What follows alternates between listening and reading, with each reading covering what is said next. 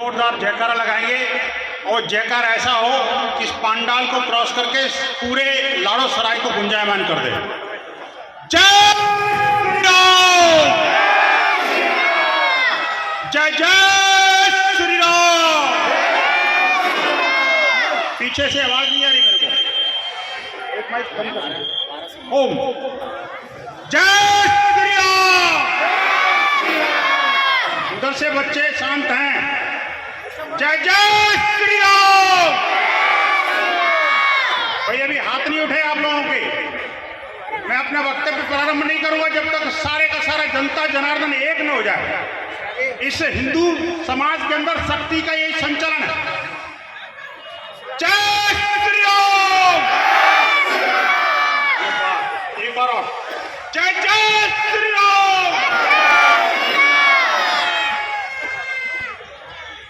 मंच पर विराजमान महामंडलेश्वर पूज्य माता देवानंद गिरी जी, इस कार्यक्रम के अध्यक्ष माननीय अशोक जी, इस मंच पर भव्य दिव्य मंच पर पधारे श्रीमान रामकिशन जी, विजयपाल जी, मास्टर खजान जी, जितेंद्र जी, धर्मवीर जी, सतपाल जी, कुलदीप जी, ऋषि जी, देवेंद्र प्रजापति जी, राज पहलवान जी, सुरेश जी और कितने नाम लूंगा। यहाँ तो सारे के सारे मूर्धन्य लोग बैठे हुए हैं। सिर्फ मंच पर ही नहीं, मेरे सामने मैं देख रहा हूँ एक से एक धुरंधर व्यक्ति की पूरी संस्थाएं बैठी हुई है, जिनके मन मस्तिष्क में देश, समाज, धर्म, संस्कृति अकाट्य रूप से भरी हुई है। और मेरी पूज्य मातृशक्ति, जिनके कारण साइड से खींचो ना, हम सब लोग संस्कारवान होकर के और इतने बड़े हुए हैं। जय श्री राम। उन सभी पूज्य मातृशक्ति को नमन करता हूं। यहाँ पर जो मूर्धन्य समाज से भी विभिन्न मत पथ संप्रदाय, जाति, बिरादरी, भाषा और प्रांतों का प्रतिनिधित्व करने वाले लाड़ो सराय के निवासी, धर्मावलंबी और मेरे प्यारे बच्चों, आज ये जो हिंदू सम्मेलन है, ये सम्मेलन किसी संस्था ने नहीं आयोजित किया, किसी व्यक्ति का कार्यक्रम नहीं है, कोई व्यक्तिगत कार्यक्रम भी नहीं है। ये लाड़ो सराय के सकल हिंदू समाज का प्रतिबिंब करने वाला, इस पूरे गांव और इस क्षेत्र को भगवा और सनातन के जीवन मूल्यों से गुंजायमान करने वाला एक शक्ति केंद्र है। और मुझे अच्छा लगा, जैसे ही मैं इस परिसर में घुसने से पहले ही इस यज्ञ की जो धुनी है, इस यज्ञ की जो धुआं और सुगंधी है, उसने मुझे मोदित कर दिया। इतना सुरम्य वातावरण, इतने मूर्धन्य लोग, इतने बड़े बड़े समाजसेवी और उनके मध्य में विराजमान मेरी साध्वी शक्ति, ऐसा लग रहा है कि मेरे पास सब कुछ है। अनुपम भंडार। आज हम महान गुरु रविदास जी की जयंती भी है। मैं इस अवसर पर उनको भी नमन करता हूं। और इन दोनों को एक साथ कर लो, दोनों एक साथ मिला दो। राष्ट्रीय संरक्षक संघ, उसके 100 वर्ष भी पूरे हुए हैं। उनके शताब्दी वर्ष के उपलक्ष्य में आयोजित सकल हिंदू समाज का एक दर्पण, उसमें बोलने का मुझे अवसर प्रदान किया। इसके लिए आप सभी समाजसेवी लोगों को, लाड़ो सराय की जनता को मैं हृदय की गहराइयों से धन्यवाद ज्ञापित करता हूं। बंधुओं, इस हिंदू सम्मेलन की आवश्यकता क्यों पड़ी?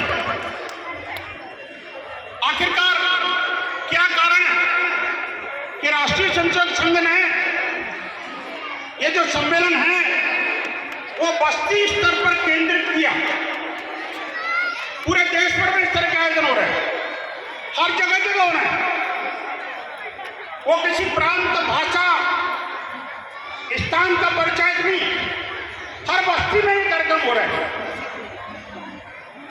और उसका एक ही मूल उद्देश्य है कि इन कार्यक्रमों के माध्यम से उस बस्ती की संपूर्ण सज्जन शक्ति का एकत्रीकरण करना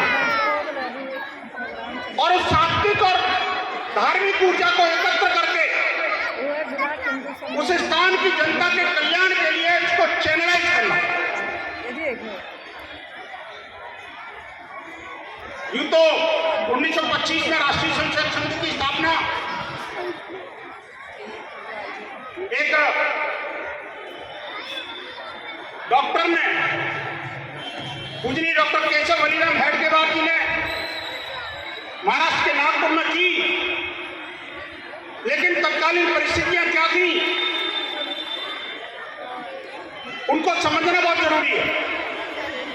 और वो समझिए वो परिस्थितियां आपके परिप्रेक्ष्य में कितनी महत्वपूर्ण है इसको भी जानना जरूरी है। वो कालखंड ऐसा था जब अंग्रेजों का शासन था, हिंदू शक्तियां छिन्न भिन्न अवस्था में थी और हमारी जो सज्जन शक्तियां थी वो बिखरी हुई थी। तो होगा स्वतंत्रता का आंदोलन चरम पर था। प्रत्येक व्यक्ति और संगठन अपने अपने दृष्टिकोण से अपने अपने सामर्थ्य शक्ति के अनुसार लगे हुए थे कि मां भारती को मेरे हाथ में सुमेर जी ने खड़ा रखा है, या तो कोई ले ले। उस समय डॉक्टर साहब ने सोचा कि ये जो स्वाधीनता का आंदोलन है, ये सुमेर जी ने दिया, इसको संभाला जरा रिकॉर्डिंग। उस आंदोलन को आगे बढ़ाना ही है। सुमेर जी को ही दे। और इसीलिए वो जन्मजात जो उनके पास जो राष्ट्र प्रेम था उस बात से इंगित होता है कि एक बार वो छोटे से बालक थे, विद्यालय में पढ़ते थे, रानी विक्टोरिया का जन्मदिन था और जन्मदिन के लड्डू बांटने के लिए शिक्षक कक्षा में आए और जब लड्डू बंट रहे थे एक बाल मन होता है, एक लड्डू उस समय मिल जाता था बड़ी बात थी। लेकिन इस बालक केशव ने वो लड्डू उठा करके फेंक दिया। सारे लोग क्लास में, चाहे शिक्षक हो या विद्यार्थी हो, हतप्रभ थे। इसको क्या हुआ? लोग तो लड्डू चाव से खाते हैं और इसे लड्डू फेंक दिया। उनसे पूछा गया, अरे क्या हुआ, क्यों नहीं खा लड्डू? बोले लड्डू रानी विक्टोरिया के जन्मदिन का है। ये वो रानी विक्टोरिया है जिसने हमारे देश पर शासन कर रखा है, मेरे भारत को परतंत्रता की बेड़ियों में जकड़ा हुआ है, मैं नहीं खाऊंगा। और उन्होंने उस लड्डू का तिरस्कार किया। ऐसे ही एक बार अंग्रेज आया था और ये उसका विरोध करना चाह रहे थे। उस समय वंदे मातरम का जो आंदोलन चरम पर था और शायद 1905 की घटना है जब अंग्रेज इनकी कक्षा में प्रवेश किया तो उन्होंने उसका विरोध वंदे मातरम कह के किया, वंदे मातरम गा के किया। वे राष्ट्र की स्वाधीनता के लिए बनी अनुशीलन समिति के सदस्य रहे, सक्रिय कार्यकर्ता रहे। कांग्रेस के अधिवेशनों में न सिर्फ संवादता की बल्कि उस अधिवेशन का संचालन भी किया। इन सब कार्यक्रमों को देखते हुए उनके ध्यान में आया कि अब ये भारत स्वाधीन तो होकर रहेगा, दुनिया की कोई ताकत इसको पराधीन नहीं रख सकती। लेकिन वो स्वाधीनता में पूर्ण स्वराज चाहिए, सिर्फ पॉलिटिकल स्वराज नहीं, पॉलिटिकल स्वाधीनता नहीं। अब पूर्ण स्वराज के लिए उन्होंने आंदोलन प्रारंभ किया। उन्होंने देखा कि छिन्न भिन्न हिंदू समाज को एकत्र करने का क्या मंत्र हो सकता है। अब ये भारत तो स्वाधीन हो जाएगा, लेकिन स्वाधीन भारत स्वतंत्र पर स्वराज की तरफ जाए और स्वराज बन जाए, इसके लिए हमें क्या करना होगा।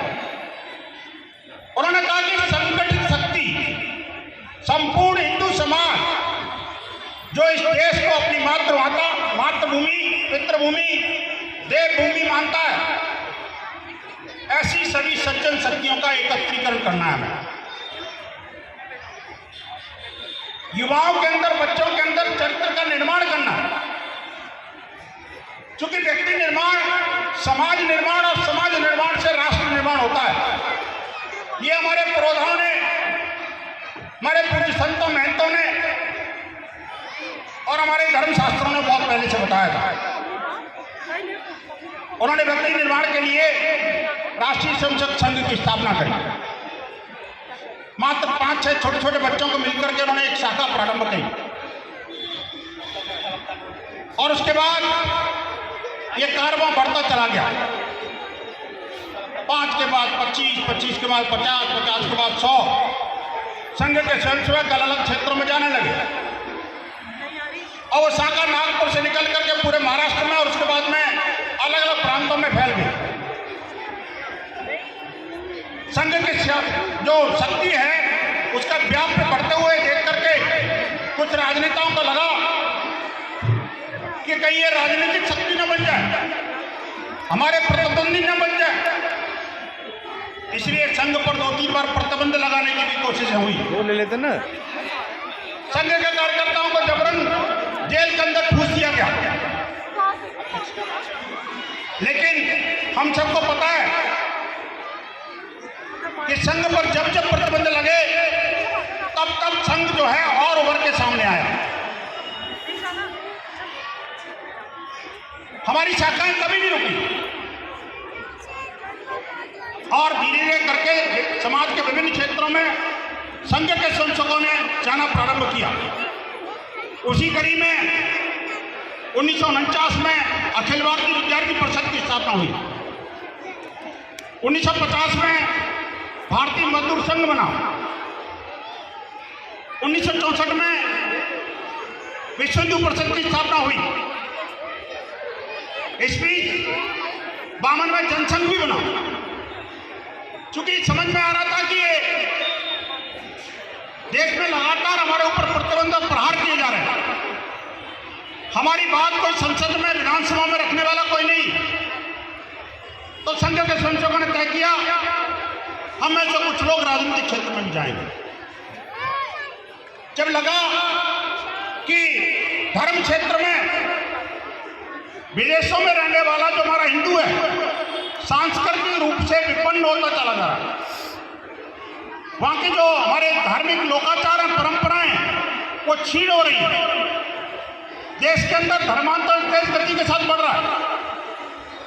हिंदुओं पर जो विधर्मी तत्व हैं लगातार हमला कर रहे हैं। कुछ संतों महंतों ने और श्रेष्ठ लोगों ने तय किया कि धर्म का कार्य करने वाला एक संगठन भी भारत के अंदर होना चाहिए। तो संदीपनी ऋषि के आश्रम में 1964 की श्री कृष्ण जन्माष्टमी के दिन विश्व हिंदू परिषद की स्थापना हुई। अब बंधुआ मेरी मातृशक्ति, ऐसे राष्ट्रीय स्वयंसेवक संघ से आज निकले हुए 35 ऐसे संगठन हैं जिनमें से अनेक संगठन विश्व के सबसे बड़े संगठन के रूप में जाने जाते हैं। जिसमें अगर ट्रेड यूनियंस की बात करो तो विश्व का सबसे बड़ा ट्रेड यूनियन यानी मजदूरों का संगठन भारतीय मजदूर संघ, उसका कोई कंपैरिजन नहीं है। राजनीतिक क्षेत्र में भारतीय जनता पार्टी जैसा संगठन वो विश्व के अंदर इतना बड़ा कोई संगठन नहीं है। धर्म क्षेत्र में हिंदू समाज का डंका पूरे विश्व के किसी भी कोने में हिंदू समाज अगर पीड़ित है, प्रताड़ित है, कष्टकारी है, कई संस्कारों का क्षरण हो रहा है, कई धर्मांतर